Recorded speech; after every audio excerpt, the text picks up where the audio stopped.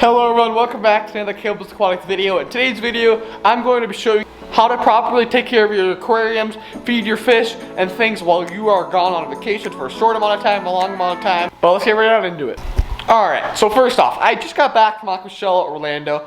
We flew down there, just had a couple extra days to run around the pet stores, zoos, things like that. All those videos you guys will see in the upcoming future. But I just got back from Aquatics Orlando. I'm only here for today, and then tomorrow morning I leave to go to Rapid City in South Dakota, and then I go to Colorado. So I have like 2.5 weeks where I'll not be home at all. So I need to properly prepare for my fish that I have out in the garage, my animals, my reptiles, all the things that I have to make sure they have the best quality while I'm gone. To start off, I'm pretty lucky that I don't have a shop full of fish. I knew in the month of June I'm going to be very packed with fish with being gone and things like that. So that's why I have not filled all these tanks like up with fish at the moment. Like these 150 over here, some of my 125s, the 300-gallon tanks are all empty. You guys can see also it's kind of a mess. I just have not cleaned at all. I'm gone for like weeks on end. In June, most of these tanks are pretty much empty, but there are a select few that do have some mixed types of fish. I'm just gonna quickly show you what fish I actually do have in the shop. I have a little school of black sphere tetras. I have a whole bunch of different types of guppies in there. I got some over here. I got some zebra danios, little school. This tank's empty. I got some guppies in here, and I got some just some mixed mollies and platies in here. And then all I would have left is my turtles over here, which I just drained their tank and stuff. So I'm gonna refill this tank up about a couple inches. They like it with smaller inches, but I do need to clean this thing out and get this thing ready to go before I leave. Alright, so now the first step you gotta do is you gotta have someone that can care for your animals. In my case, I had my grandmother take care of my animals while I was gone on Aquatics Orlando, but on these trips, she will be coming with me on these trips, like as a family vacation. So that's rules out that. You're gonna need to find someone, if that's your neighbor, if it's your family member, if it's your mom, your dad, your brother, your sister, whoever it is. In this case, I have an ex-employee to my local pet store. I don't have any local pet stores anymore. That closed down a couple years ago. But she was an ex-employee there. She knows a lot about different animals, dogs and stuff. She's also watching my dogs inside the house. But she's gonna be the one that actually comes and cares for all my animals in here. Once you have someone acquired, they can be the most dummiest person. They can be the dumbest person relying to animals, as long as they know how to feed fish. And you can explain to them very well what to do. That's all you're gonna really need to do. Ex-employee of the local pet store that will be caring for all my things. Now, what you're gonna wanna do is you're gonna wanna make this thing very, very, very easy for whoever is taking care of your animals. So you're gonna want to either make a video. Obviously, I'm a lot more technology inclined with having this YouTube channel, photography things.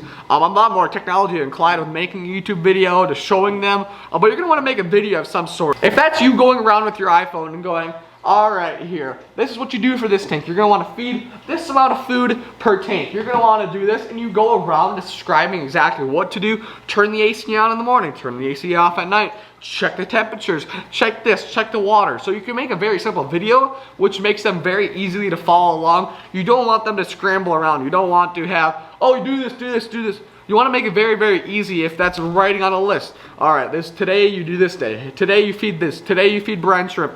I usually only feed all flake food while I'm gone. It's a lot easier for whoever's caring for my animals.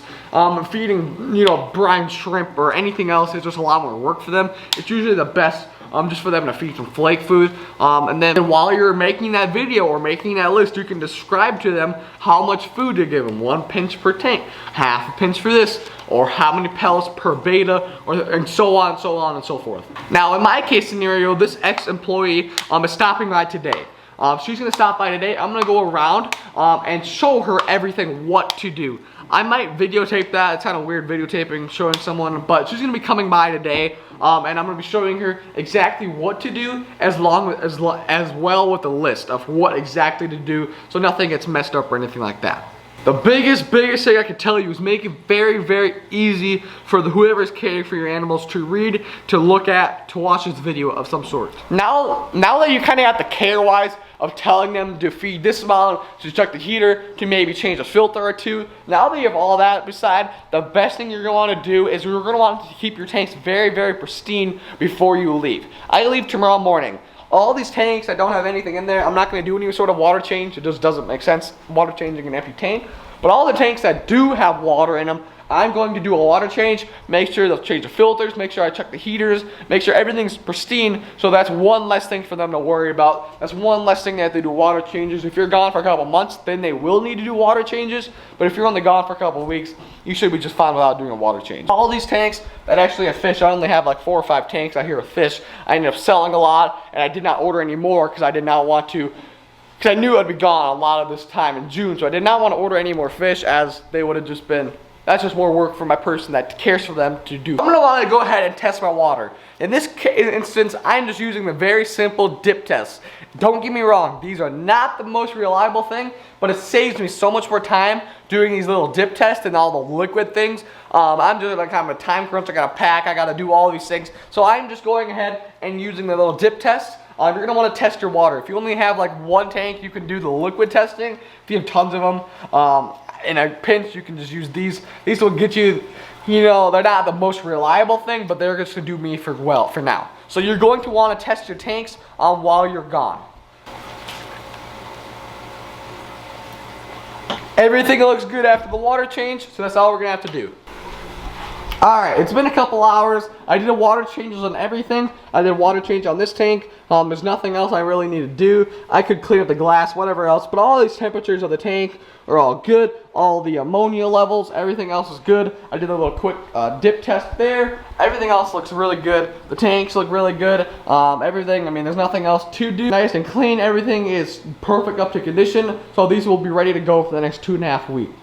Long story short, you pretty much just want everything very, very simple so that a dummy could do it. I know sometimes you can even put, like, for example, here's some AC over here. You can go ahead and label on, off. You can do some very simple things that you just want that everything to be very, very simple. Now I kind of showed you what I'll be doing to take care of my animals out here. Let's go ahead inside down in the fish room and into my bedroom where all my reptiles and other fish are down.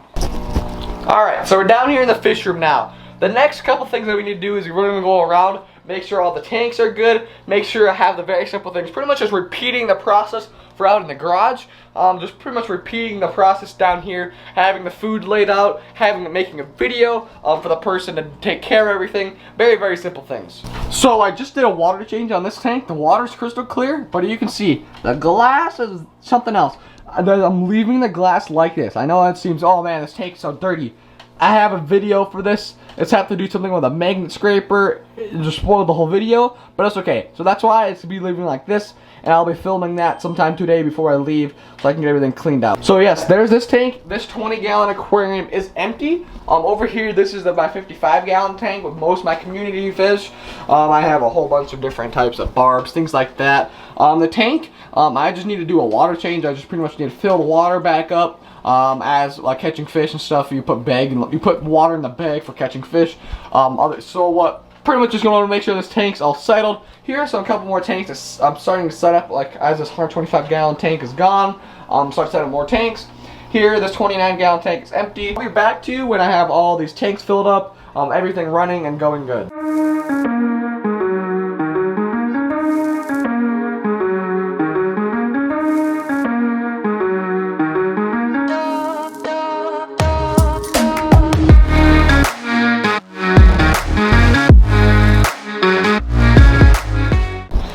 So we're done with here. You guys can see all the tanks look pretty good. Other than this one, like I said, the same glass thing. All the other tanks are clean, ready to go. All the bait is done. I got everything else pretty much done around here. So now we are pretty much done with the fish. So now for any reptile you have, you're pretty much just gonna want to clean the tank. You're gonna want to make sure the water bowl's clean. They have food bowls, water bowls, things like that. On my bearded dragon tank, I just cleaned it out. I left a little turd on the bottom, so I gotta clean that stupid thing out. But I'm going to be feeding him a whole bunch of different types of crickets, things like that. Very, very simple. This video is not reptile-wise, it's more fish-wise. So I'll just be very brief. I'm going to be feeding him a whole bunch of different types of freeze-dried crickets, live crickets, mealworms, dubia roaches, lettuces, and things like that. Thank you guys so much for watching today's video. If you guys enjoyed, make sure you hit the like button, subscribe down below, all those good things. Hopefully you guys enjoyed. A lot more videos to crank out. Things that this summer's been off to a great start, guys. Summer's not even nearly done, guys. Tons of more things coming out. But other than that, guys, that's me for today's video, and I will catch you on the next one. Peace out.